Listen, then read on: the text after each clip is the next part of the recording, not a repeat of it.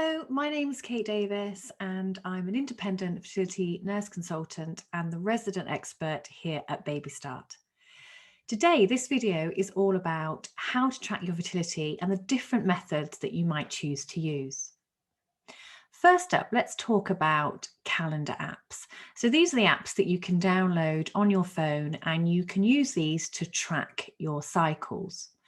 There's various different types of apps, and certainly a basic calendar app where you input the dates of your period can be useful for tracking when your period is going to start, but is not necessarily useful for understanding when you ovulate and when you're fertile. And let me explain why that is.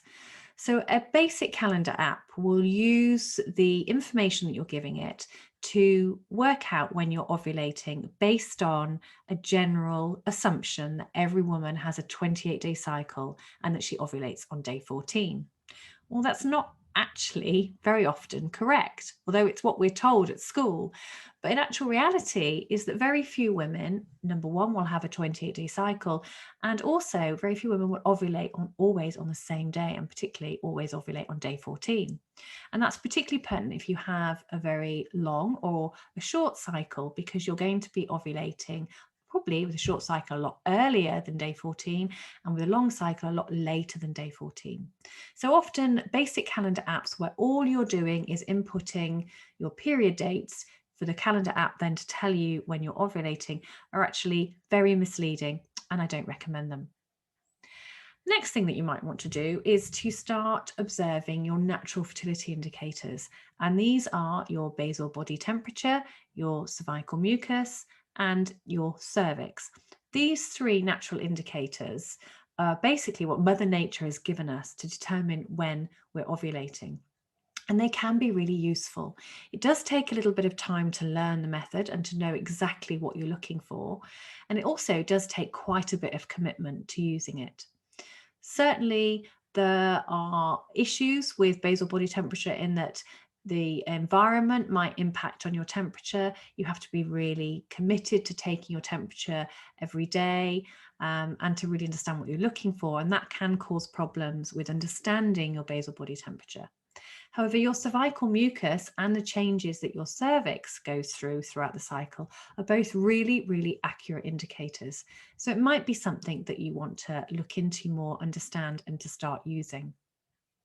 The third option is ovulation predictor kits, pee on sticks, often they're referred to.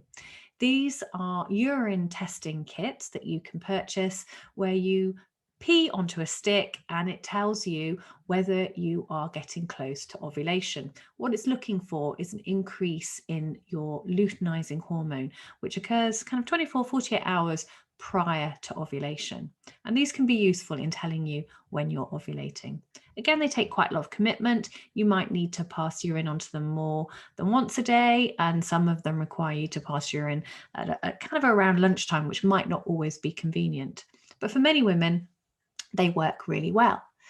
For some women who have PCOS, however, then they're not recommended. And that's because women with PCOS have a naturally raised level of luteinizing hormone, and therefore they may find they're not getting accurate results with their OPKs.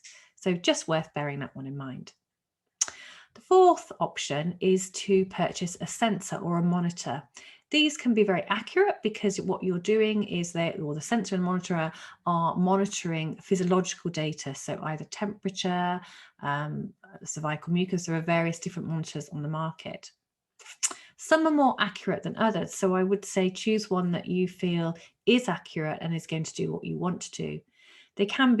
Some can be quite expensive. So again, you might want to look for what works best for your budget. So importantly, to choose the right one for you. Whatever you choose, apart from number one, the calendar apps, is going to give you some really good information about your fertility, and it's going to really empower you. You can find out quite a lot that's going to make a significant difference.